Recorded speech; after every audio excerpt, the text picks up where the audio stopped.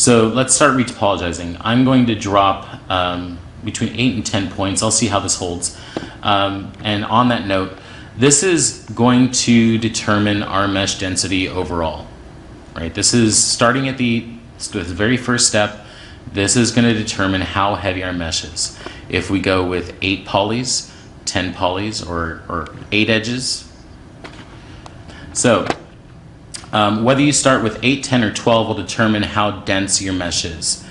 On any given character, if it's a human character, I could say that 8 polys will probably come out to about a 1200 poly head.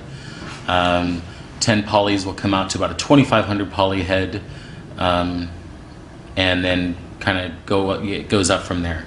But I usually want to start as low as possible, so I'm going to try starting with 8 and see how that works out. So I'm just going to drop these two guys right here. I may have to go with 10.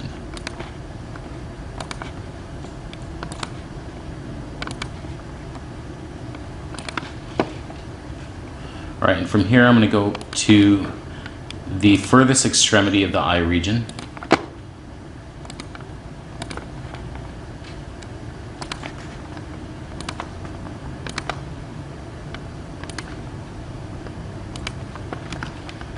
And then start filling this in.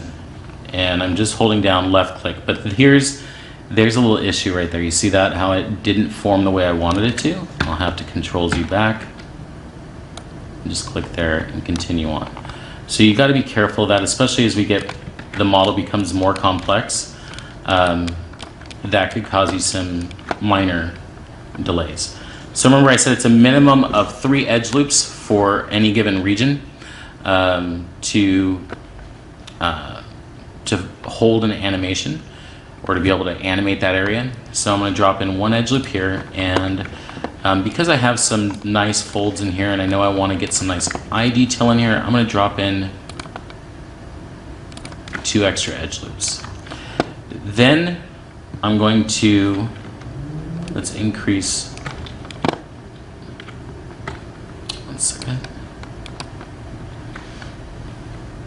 I'm going to hold down Shift, and I'm going to relax out this area a little bit, or I'm not going to because it's falling apart. Let me just go ahead and bring these regions out first. Sorry, I had a little difficulty with setup this morning, and it's left me a little frazzled. All right, so let's bring that out. And let's go ahead. I'll just manually relax this out because the smooth, holding down Shift, you could smooth out the geometry, but it's all wanting to pull in towards the center. So I'm just going to manually slide these around. I can also do the same thing with the edges. I don't need to jump over to slide edge. And I could stay nearly 100% inside a quad draw. What I do want to keep in mind though is that I have a sculpt underneath this. I have forms that I want to respect. So I'm trying to identify edges that I want to hold.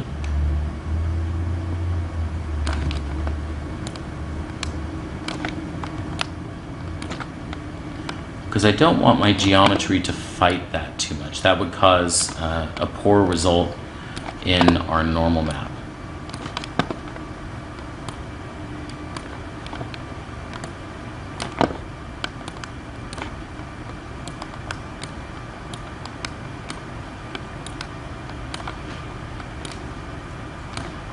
Right. And then let's go ahead and close off the interior, holding down Shift. And let's go into face mode.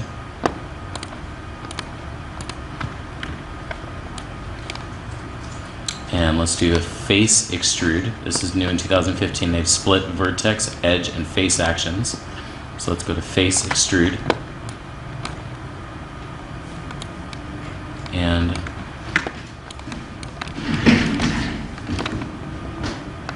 let's grab that guy and pull him in. I'm going to grab the arrow.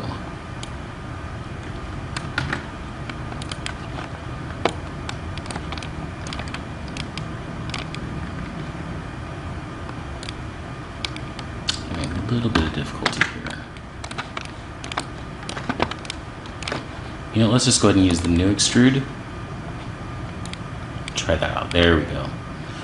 Much simpler. Let's go back to quad draw.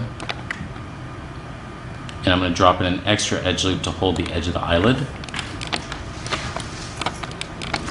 And I'll leave it that way for right now.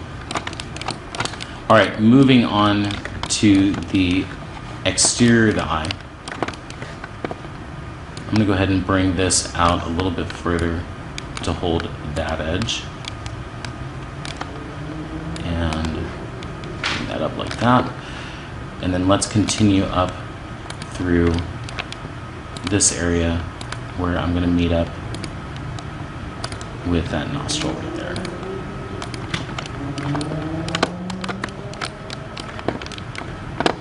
And even before I go in and connect this, I'm going to start by placing 6 to 8 edges around this area. Now we can connect it. Go.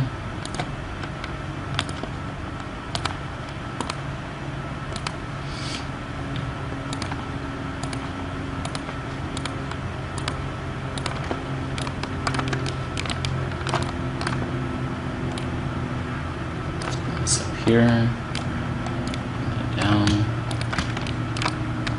and voila. All right, now let's close this area off.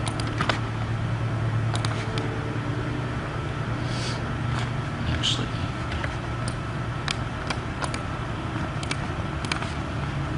go into extrude.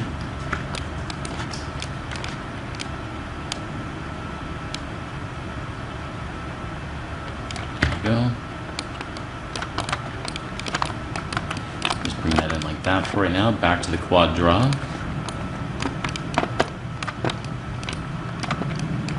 And let's go ahead and take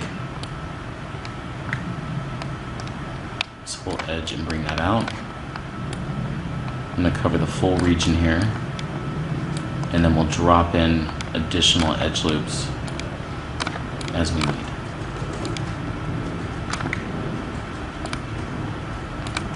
So I'm holding down Control to drop in those edge loops. I'm going to go ahead and switch over to one of my orthographic cameras.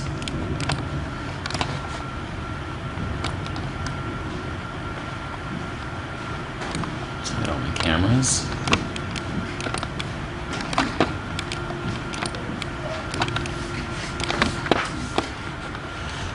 One important thing, if you notice that my history is built up quite a bit before I go through and do this, you want to frequently save, 1, and then 2, delete your history.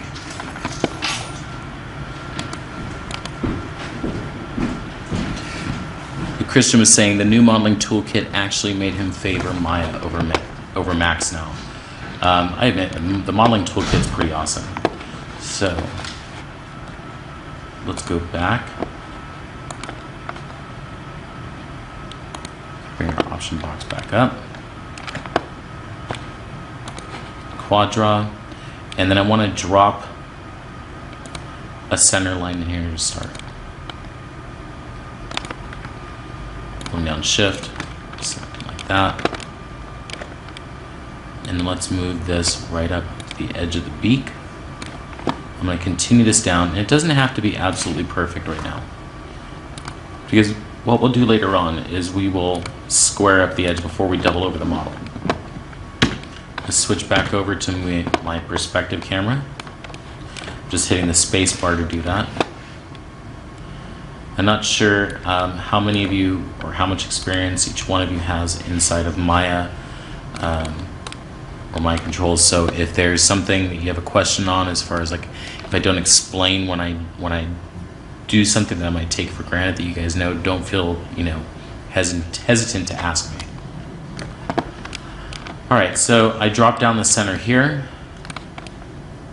So I'm just going to continue that down.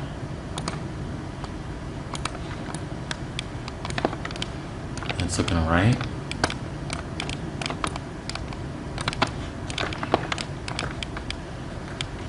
That's fine. I'm going to have a turn in the geometry there. So now I'm going to start matching edges that are coming out from here. I'm going to start resolving some stuff here. And so what I want to do is I want to tackle each region, complete it, and then join them, right? I want to join the regions. So right now I'm preparing to do the beak.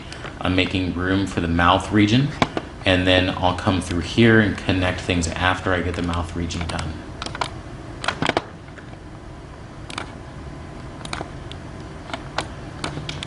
We'll start there. I don't want to go all the way to the front because I'm not sure where I want it to connect here.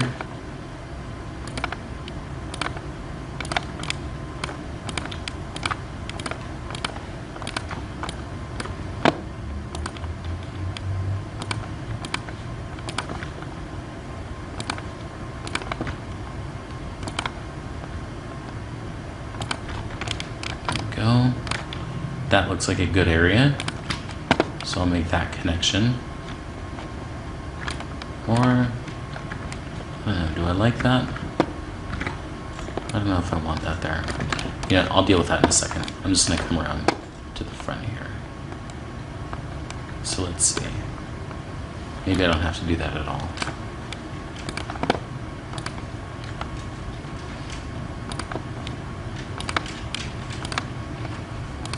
The reason why I backpedaled on that is because I'm not sure if I want that form there, but I might have to.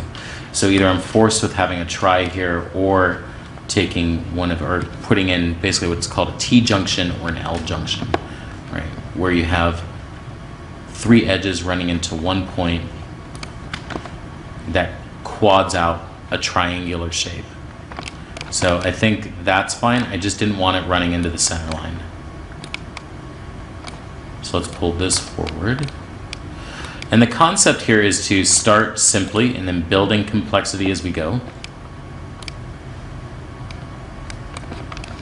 Let's see, I have one extra edge running out here. I want that to hold the silhouette because that's what we're really talking about here. When we're retopologizing, we're going, okay, what is going to hold the silhouette in game? All right, because the geometry is all we have in for as far as the silhouette is concerned, geometry is all we have for a video game.